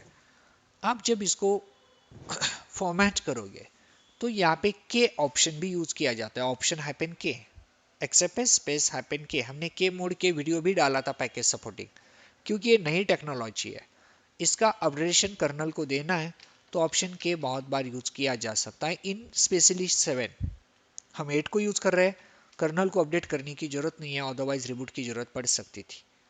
बट हाइपन के करोगे कैपिटल फिर भी चल जाएगा, ठीक है। इट्स ऑप्शनल है यहाँ पे। तो चलो ये फॉर्मेट हो गया, फिर यूज करना है। माउंट करो। माउंट कैसे करना है, टेम्पररी परमानेंट दोनों रास्ते हमारे पास है। देखो mkfs, ओ mkfs नहीं mkdir, एक डायरेक्टली बनाते हैं।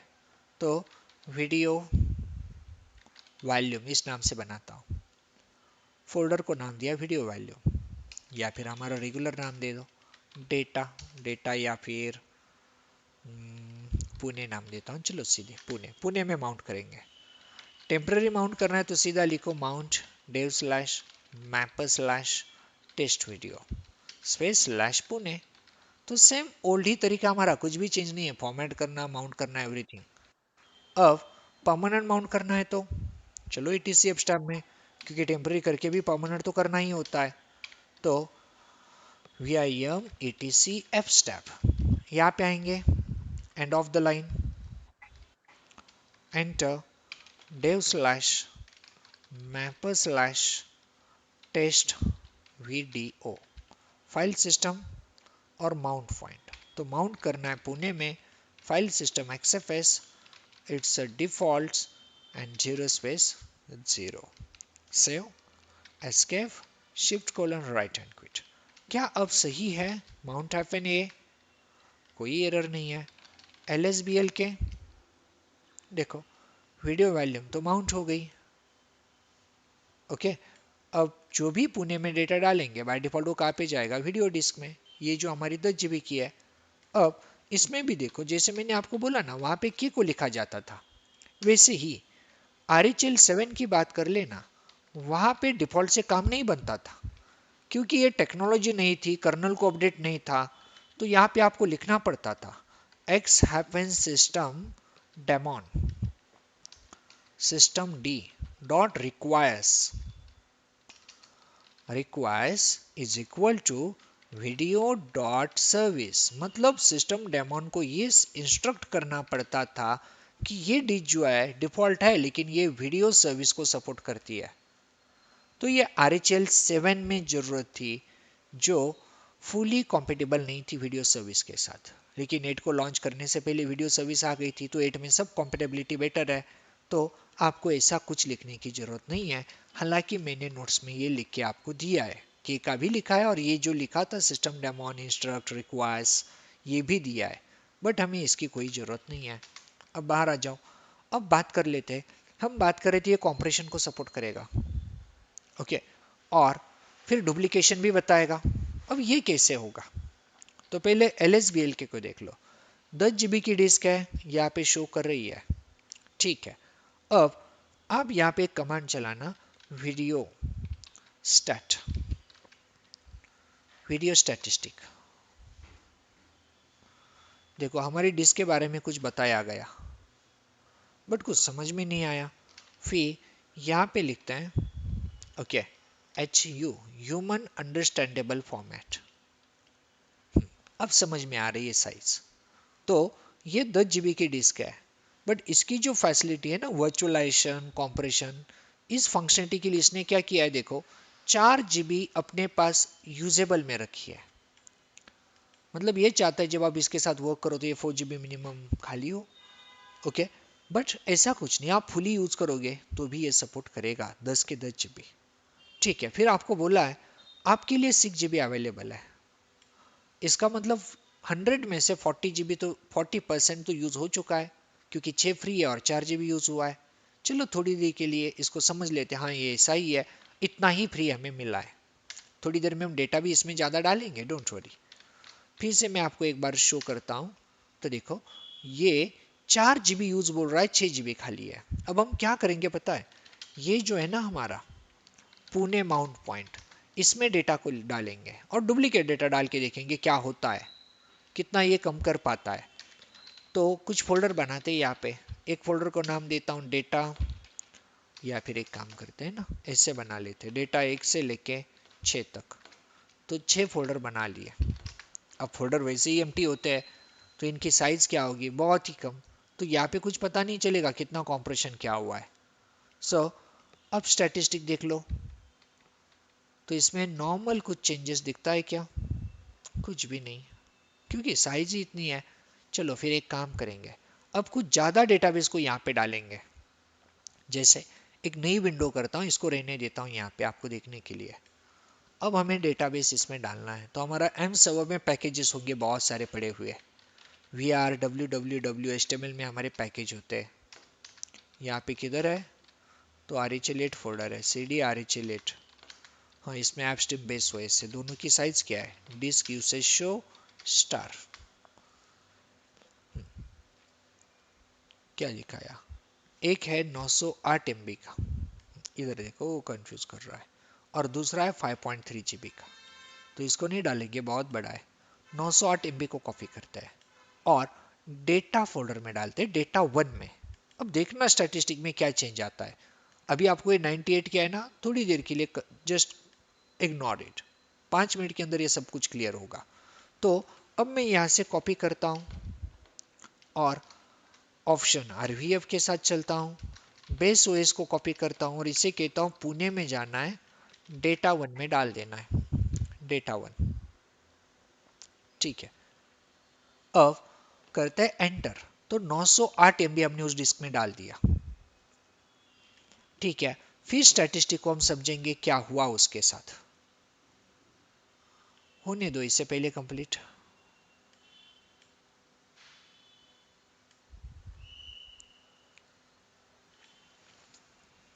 हो रहा है। 908 MB कॉपी।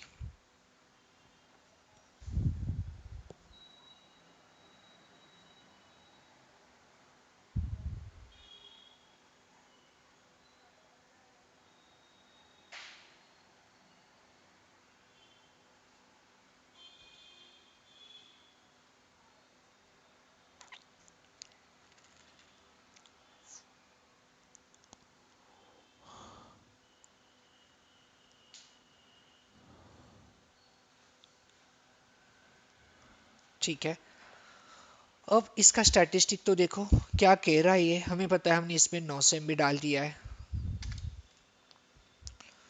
तो कितना यूज हुआ 4.8।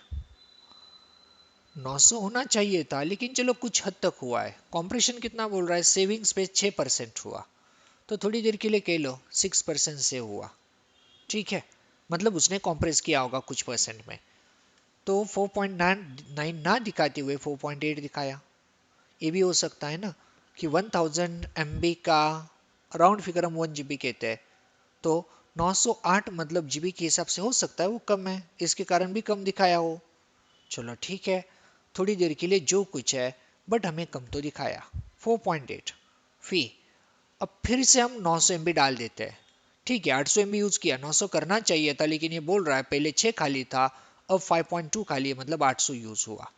अब क्या करता हूँ देखो, अब इसी डेटा को जो बेस ओएस है उसी को डेटा टू फोल्डर में डालता हूँ। अब तो डुप्लीकेट कॉपी जाएगी, बेस ओएस की एक कॉपी डेटा वन में है, दूसरी डेटा टू में है। अब क्या होता है, क्या अब वो 800 800 1600 दिखाएगा, या फिर पहला 850 और ये 850 हो जाए तो 1700 दिखाएगा, या फिर डुप्लीकेट कॉपी है इसके कारण और कुछ दिखाएगा। कंप्लीट होने दो। हमें तो पता है राउंड फिगर, हमने राउंड फिगर 1800 डाला है, 1816 MB होगा टोटल, काउंट कर ले तो 908 प्लस 908 हो गया। अब इसके स्टैटिस्टिक को देखो फिर से, शो ह्यूमन अंडरस्टैंडेबल, इसमें तो कोई चेंज नहीं हुआ। मतलब हमने 900 900 1800 कर दिया, ये कुछ नहीं बोल रहा है, सिर्फ ये इतना बता रहा है कि आपने जो डेटा डाला है उसमें सेविंग 52 हो सकता है, ऐसा कहो। क्योंकि हमने 52 डाला है, उसमें से 50% क्या अभी डुप्लीकेट है, तो ये 50% बता रहा है। मतलब यहाँ पे 50% हम सेव कर सकते हैं, या ओरिजिनल डेटा 50% ही है, 52% है। फिर और एक कॉपी को डालते हैं, फिर और कुछ समझ में आएगा। डेटा थ्री, अब देखते हैं 900 900 900 2700 हो जाएगा वहां पे अभी।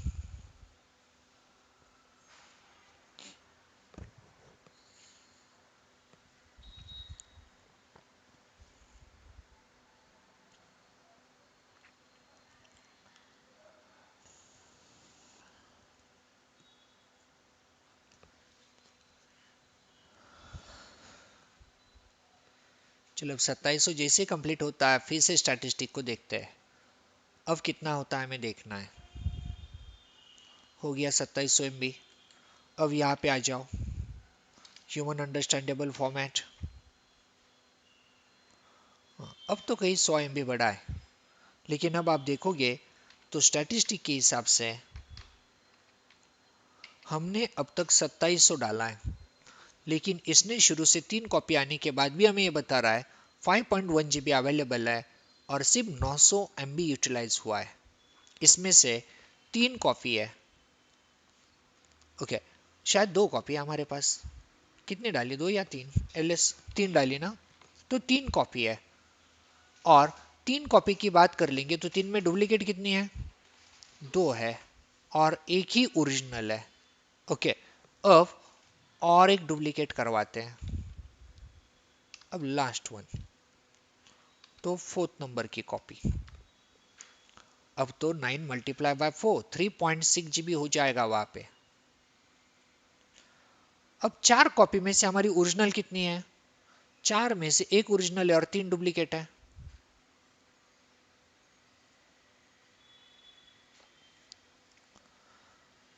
मतलब ये आपको सिर्फ ओरिजिनल डेटाबेस दिखाता है, डुप्लीकेट नहीं दिखाता है। उससे आपको ये आइडेंटिफाई समझ में आता है कि वहां पे डुप्लीकेशन कितना हुआ है। बट ये खुद डिलीट नहीं कर पाएगा क्योंकि उसे नहीं पता कौन सा डेटा रखना है, कौन सा डिलीट करना है। तो डुप्लीकेशन डिलीट बाय डिफॉल्ट हमें ही करना है। अब यहाँ पे आ जाओ आप स्टैटिस्टिक में, तो अब देखोगे तो अब आपको इंस्ट्रक्ट कर रहा है कि आपके पास अभी भी 4.9 GB यूज हुआ है और हमने जो 4 कॉपी वहां पे डाली है, 4 कॉपी में से ऐसा समझो 76% हाँ सेविंग में है, मतलब डुप्लीकेट है कहो।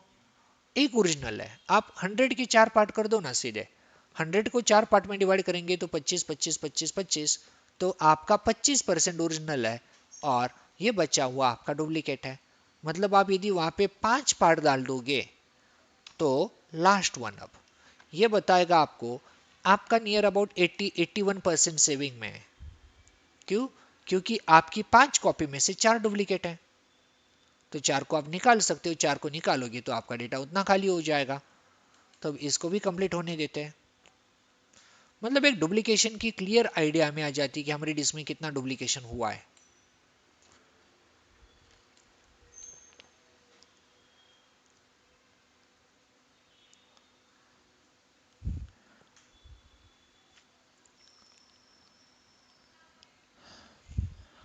अब देखते हैं, देखो अब ह्यूमन अंडरस्टैंडिंग फॉर्मेट 80%, मतलब अब 4 डुप्लीकेट है। मतलब 5 में से सिर्फ 2 कॉपी, एक कॉपी ओरिजिनल है, 20% ओरिजिनल है, 80% हमारा डुप्लीकेशन है। अब यहाँ पे देखोगे, यहाँ पे सब डेटा है। अब मैं यहाँ पे इसको रिमूव कर देता हूँ, rem-rvf खाली कर देते हैं, rem-rvf हटा देता हूँ। वी लगा दिया तो टाइम लगेगा थोड़ा। अब हम इसको पहले जैसा करना चाहते तो क्या क्या करेंगे। पहले तो अनमाउंट कर दो पुणे में से, अनमाउंट पुणे, पुणे को अनमाउंट किया। फिर V I M E T C एपस्टैप में आ जाओ, end of the line delete, इसे हटा दिया तो अब ये हट गई। अब वीडियो जो है उसको डिलीट करना है तो लिखता हूं मैं वीडियो रिमूव। देखो ये ऑप्शन को सपोर्ट नहीं करता है, टैब को भी। इसके कारण वो भी मिस्टेक मुझसे पहले हुई थी, बिकॉज ये नई टेक्नोलॉजी, टाइम लगेगा। शायद 9 में ये ऑटोमेटिक टैब के साथ भी सपोर्ट करना शुरू करेगा। तो वीडियो रिमूव, नाम क्या था डिस्क का, तो डिस्क का नाम था टेस्ट वीडियो। देखो ये पार्टीशन जो हमने वीडियो का बनाया था इसको रिमूव कर रहा है। Remove video, stop service.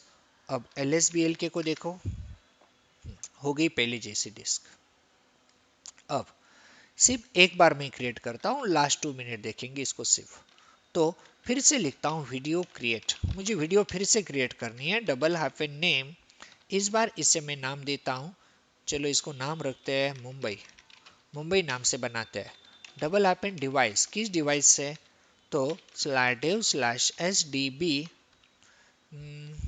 1 नहीं HDB से। फिर वीडियो लॉजिकल साइज, तो वीडियो की लॉजिकल साइज रखते हैं is equal to 10G, double hyphen force. हो गया मुंबई क्रिएट, dev/mapper/mumbai। अब ये सोचना है क्या मैं इससे एलवीएम के लिए इस्तेमाल कर सकता हूँ, तो यस, सीधा लिखो पीवी क्रिएट, क्योंकि इसमें हम फॉर्मेट तो करते ही नहीं है, बाद में करते हैं। तो dev slash mapper slash Mumbai, हो गया फॉर्मेट।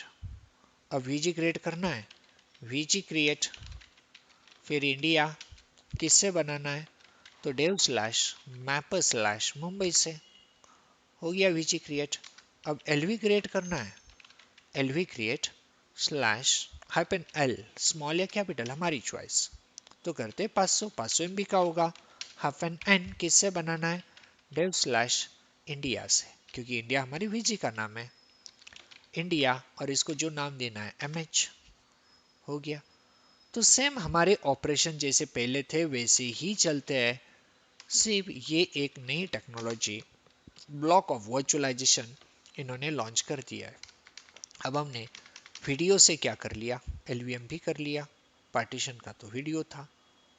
तो बस ऐसे कुछ लेवल तक ये कॉम्प्रेशन को सपोर्ट करता है, जैसे देखा हमें कुछ एमबी कम दिखाई दिया, एज वेल एज डुप्लीकेशन होता है तो पता चलता है। ओके, अब चाहे तो आप चाहते हो तो इसके बाद ब्रेक ले ले 5 मिनट का और फिर से शुरू करें। सिर्फ अंसिबल इंट्रोडक्शन देता हूँ आज, क्या होता है अंसिबल, ज़्यादा कुछ नहीं, या बिना ब्रेक के करना है। ब्रेक लेंगे तो 5 मिनट, चलो आज कम लोग हैं आप ऑनलाइन, यस ऑनलाइन यूज़र, क्या करना है, 5 मिनट का ब्रेक चाहिए या करना है कंटिन्यू।